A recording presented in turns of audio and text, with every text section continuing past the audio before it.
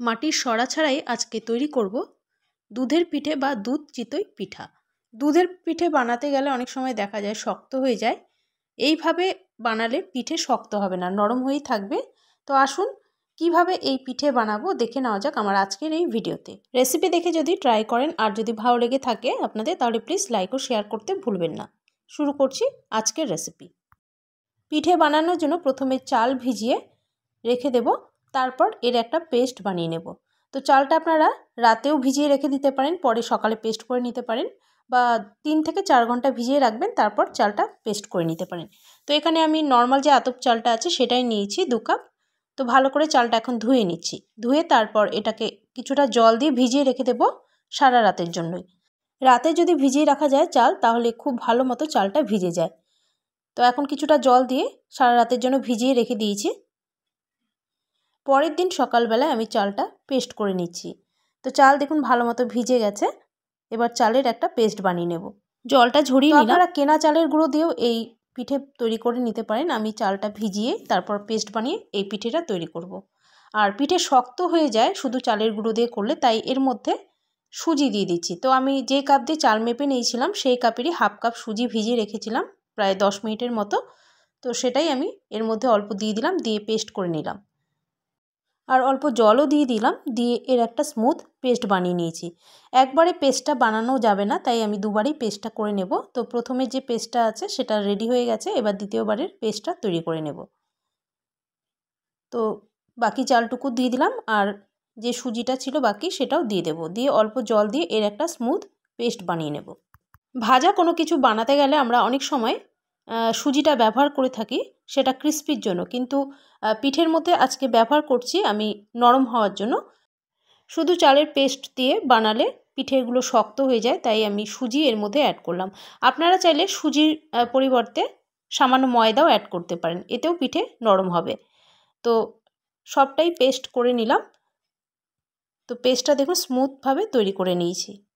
আর mixer জারে অল্প জল দিয়ে এর সাথে মিশিয়ে নিয়েছি ব্যাটারটা একটু পাতলা করার জন্য। খুব বেশি পাতলাও হবে না, আবার খুব বেশি ঘনও হবে না। ব্যাটারের ঘনত্বটা ঠিক এরকম হবে। তো 3-4 মিনিট এখন ভালো করে ব্যাটারটা ফেটিয়ে নেব। যত ভালো করে ফেটানো হবে ততই পিঠেগুলো ভালো তৈরি হবে। আর এর মধ্যে দিয়ে দিচ্ছি এখন সামান্য লবণ। খুব বেশি লবণ দেব না, কারণ দুধের মধ্যে এই পিঠে ভেজাবো।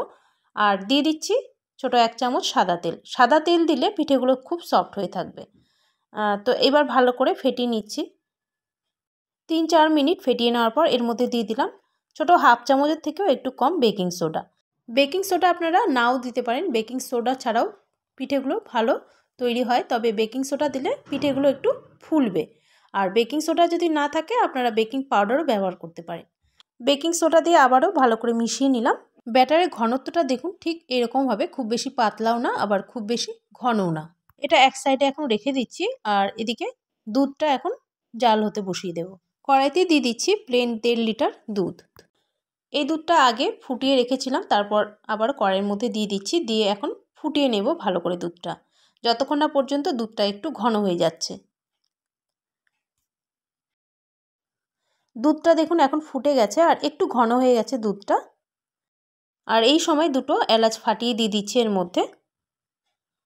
দুধটা আরও একটু ঘন করে নেব। আর দুধটা একটু ফুটে যাওয়ার পর এর মধ্যে এলাচ দিয়ে দিলাম, আর দিয়ে দেব 2 চামচ চিনি। দিয়ে দিচ্ছি বড় 2 চামচ চিনি। আর খেজুরের গুঁড়ো অ্যাড করব, তাই চিনির পরিমাণটা আমি কম দিলাম। আপনারা যতটা মিষ্টি পছন্দ করেন সেই আন্দাজ মতোই আপনারা মিষ্টিটা দেবেন। তো এখানে প্রায় 200 গ্রাম আমি খেজুরের গুড় দিয়ে দিচ্ছি। ডিরেক্টলি দুধের মধ্যে আমি দিয়ে দিলাম খেজুরের গুড়।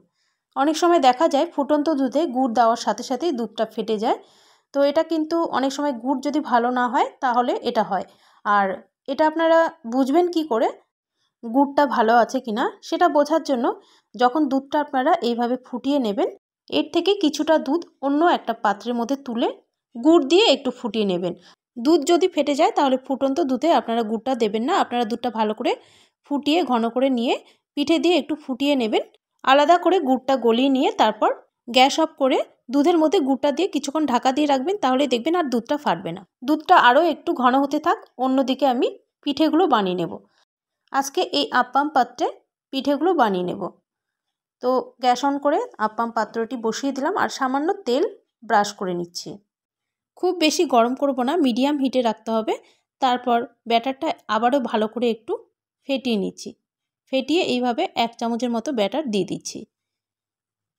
প্রত্যেকটাতে 1 চামচের মতো ব্যাটার দিয়ে দিচ্ছি।